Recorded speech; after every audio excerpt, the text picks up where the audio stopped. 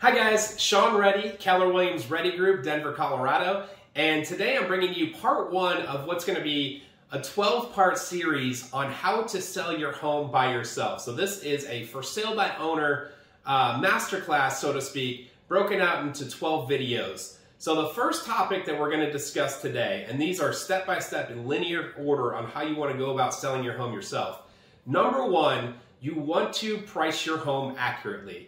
You want to choose a price that's going to cause your home to sell for the maximum that the market will bear. And there's a lot of strategies out there to this.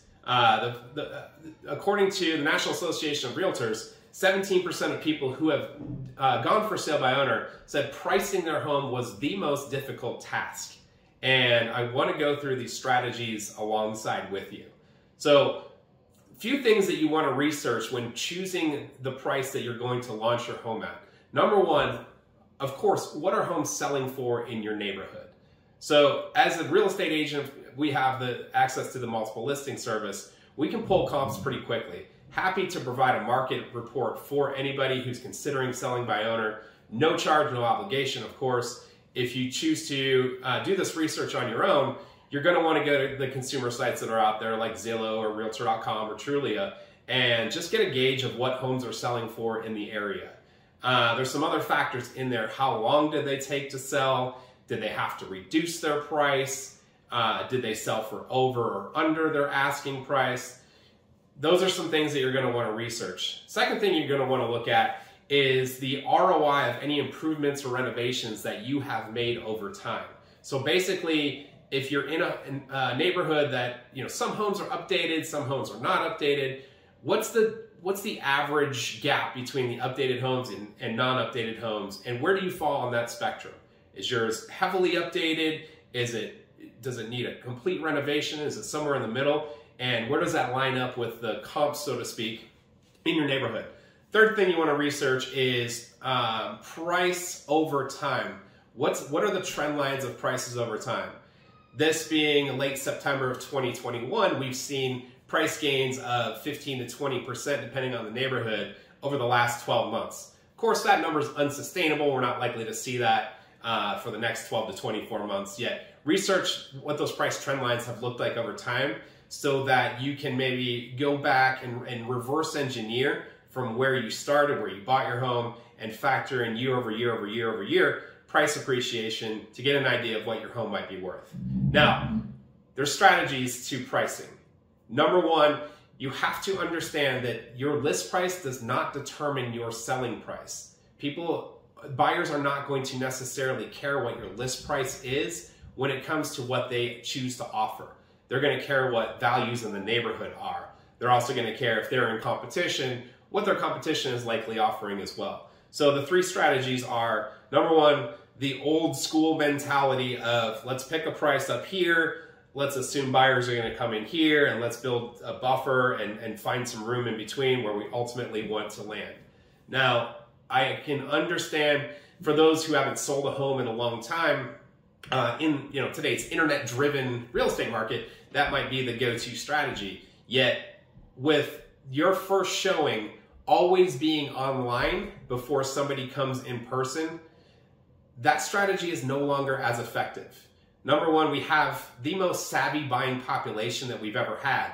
So buyers out there know what prices should be. They know what values should be. So if they see something that just doesn't line up with what they've researched already over months and months and months of shopping for homes online, they're not likely to go see it. So example, if the home's worth, we'll say $550 and you choose to price it at $600, buyers know that home's probably going to be worth about $550, and they're going to look at $600 and they're going to say, what are these people thinking? Let's skip over this one and let's go find one that's priced more accurately. Number two, the longer you sit on the market, the worse your listing looks. This is called listing fatigue. Days on market simply are not your friend when it comes to selling a home. So if you choose to price it up here with the intention of maybe coming down after a month or 2 months, you're going to get left in the dust. Your listing is going to get stale as your days on market tick up. And as a for sale by owner, you're looking for buyers directly. You're looking for buyers who aren't working with an agent through the MLS. those buyers still have access to days on market. They're just going to look at Zillow and see how long it's been out there. So the second strategy is price it to the comps, right? The last few homes sold for $550. Let's price it at $550. If the market's pushing up, then maybe you can generate a bidding war, multiple offer situation that pushes your price above that $550. Strategy 3, and this is a very 2019 through now type strategy because it's been such a drastic seller's market. Obviously, more buyers competing for less homes, simple supply and demand here. The savviest of sellers know this. They trust that the market's going to provide a floor, so they choose to purposely underprice it to make it look great online, make it look like such a screaming value that buyers simply cannot ignore it, and they all come in, they flood the gates at once, and a bidding war ensues. Now, that strategy 10 out of 10 times in this market is going to drive a bidding war that's going to push the price up to, and in many cases, above what the actual market value is, because now you have that auction effect, you have that competitiveness.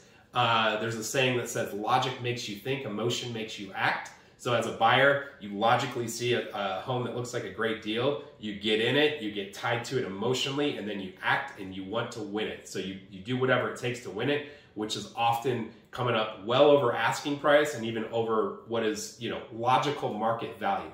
So those are the 3 strategies when it comes to pricing. I'm always going to recommend number 2 or even number 3 if you're feeling brave and ambitious. Number 3 oftentimes gets a higher net selling price than number 2. Number 1, pricing above is always going to leave you in the dust. So this has been the segment on choosing your list price properly. Again, happy to help provide any reporting that you need to do your own research so you can come up with a list price that will cause it to sell. Again, remember, days on market are not your friend, so make sure that you are remembering that when it comes to choosing a list price that's going to cause your home to sell for maximum value available in today's market. I'm Sean Reddy, Keller Williams Reddy Group, Denver, Colorado. Hope you found this segment helpful. Stay tuned for more. See ya.